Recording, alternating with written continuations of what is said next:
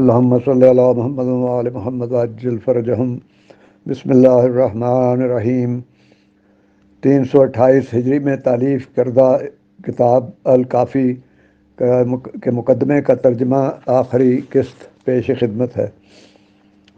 وہ لکھتے ہیں کہ ارشاد معصوم علیہ السلام ہے کہ اللہ تعالیٰ نے تمام انبیاء علیہم السلام کو خلق ہی بحیثیت انبیاء کیا ہے، اور تمام اوصیاء کو بحیثیت اوصیاء ہی خلق کیا ہے، یعنی نبوت یا وصایت ان کی خلقت میں پیدائشی طور پر ودیت تھی، علیحدہ سے یا باہر سے یا بعد میں داخل کی ہوئی چیز نہیں تھی، اور وہ حضرات کسی بھی لحظ نبوت یا وصایت کے بغیر نہیں رہے، یعنی عصمت ان سے کبھی جدا نہیں ہوئی۔ اس کے برعکس اللہ کسی گروہ کو ایمان عطا کرنے کے بعد یا تو ان کی اطاعت اور توفیق کی وجہ سے ان کا ایمان مستحکم کر دیتا ہے، یا سرکشی کی وجہ سے ان کا ایمان سلب کر لیتا ہے۔ ارشاد معصوم علیہ السلام کے مطابق اللہ نے خود قرآن میں اس بات کو یوں واضح کیا ہے کہ خداوند عالم ایمان کے مستقر اور ایمان کے سونپے جانے کی جگہ سے اچھی طرح واقف ہے۔ سورہ انعام کی 98 نمبر آیت۔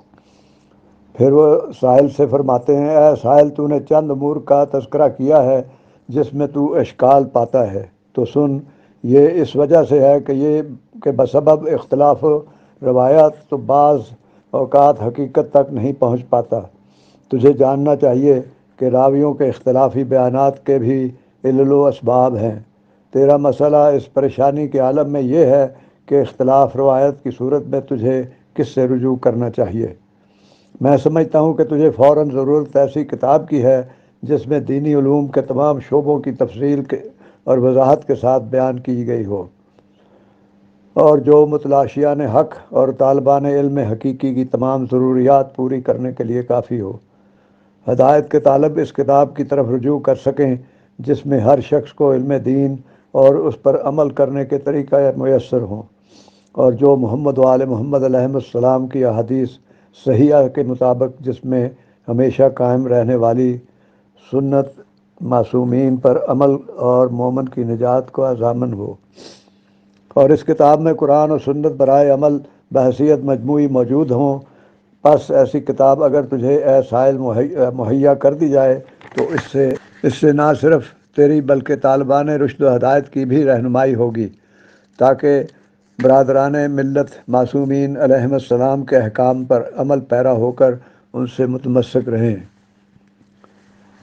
اے برادر، خدا تیری ہدایت فرمائے آگاہ ہو کہ کسی شخص کو یہ اختیار نہیں دیا گیا کہ ائمہ علیہم السلام کی احادیث کے بارے میں راویوں کے اختلافات کو موضوع بحث بنائے اور ان احادیث کو قبول یا رد کرنے کا دعویٰ کرے۔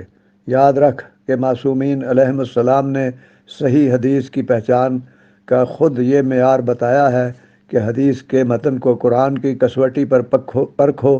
اگر قرآن اس متن کو قبول کرے تو تم بھی قبول کر لو، اور اگر قرآن اسے قبول نہ کرے تو تم بھی قبول نہ کرو۔ معصوم علیہ السلام کا فرمان ہے کہ دو مختلف بیان حدیثوں میں سے کسی ایک پر عمل کر لینا ہماری اطاعت ہے۔ یاد رکھو کہ معیار عمل یہ ہے کہ تم دشمنان ولایت کے اختلاف حدیث کے پروپیگنڈے کو نظر انداز کر کے ہماری اطاعت میں کتنے مخلص ہو۔ بس خدا کا شکر ہے کہ اس نے تمہاری مطلوبہ کتاب الکافی کی تالیف بطفیل محمد وآل محمد علیہ السلام مجھ پر آسان فرما دی۔ مجھے امید قوی ہے کہ تم اس کتاب کو ضرور پسند کرو گے، اور اگر کہیں تقصیر پاؤ تو یاد رکھو کہ میری خلوص نیت ہر تقصیر سے بلند و بالا ہے۔ ہدایت و نصیحت کے طلب میں ہم اور ہمارے برادران ملت یکساں ہیں۔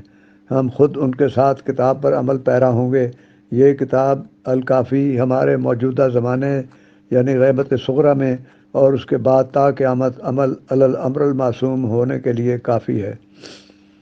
ہمارا خدا یکتا و تنہا ہے۔ محمد مصطفیٰ صلی اللہ علیہ وآلہ وسلم اس کے آخری نبی اور رسول برحق ہیں، اور شریعت ان کی جاری و ساری ہے جس کے مطابق حلال محمد قیامت تک حلال اور حرام محمد قیامت تک حرام ہے۔ اللہم صلی علی محمد وآل محمد وعجل فرجہم۔ اس مقدمے کا ترجمہ بیان کرنے کا مطلب بے شک یہ ہے کہ یہ ثابت کیا جائے کہ غیر معصوم کی تقلید یا اطاعت جائز نہیں ہے، لیکن ہر شخص کی اپنی مرضی ہے کہ وہ اس پر یقین کے ساتھ عمل کرے یا نہ کرے۔ اور کلام پاک میں بھی سورہ کافرون میں اللہ تعالیٰ کا قرآن فرمان ہے کہ لکم دینکم ولی دین۔ اور آپ سب بھی مولا علی علیہ السلام کی ولایت پر قائم رہیں، اور یاد رکھیں کہ مولا علی علیہ السلام کی شہادت اللہ تعالیٰ اور محمد مصطفیٰ کی شہادتوں کے ساتھ ازل سے متصل ہے۔ اللہم صلی علی محمد و آل محمد عجل فرجہم۔